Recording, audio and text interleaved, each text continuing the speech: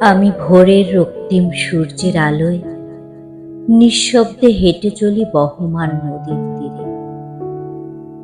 পায়ে অনুভব করি শিশির ভেজা ঘাস, চেয়ে থাকি অপলক দৃষ্টিতে বিশাল নীল গগনে।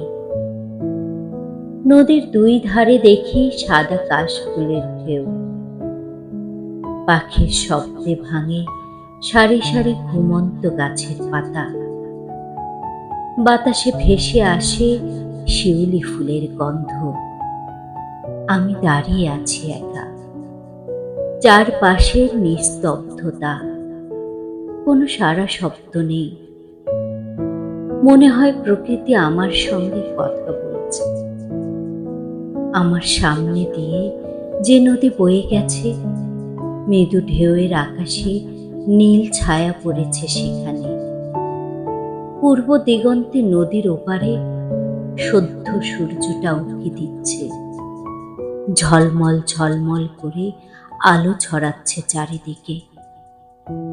আমি তখন ভাবি, কত কবিতা জমে আছে এই নদীর দুধারে কাশফুলের আড়ালে, মেঘের লুকোচুরি খেলার মাঝে, লম্বা লম্বা তাল গাছের পাকা তালের মিষ্টি গ্রানে, আমন ধানের বেড়ে ওঠা চারার মাঝে।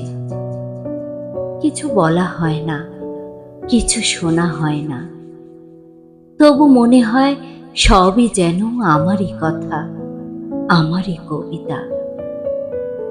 এভাবেই আমি লিখে যাই নির্জন ভোরের ভেতর একটি কবিতার জন্ম হয়, যা শুধু প্রকৃতি আর একান্ত আমার, শুধুই আমার।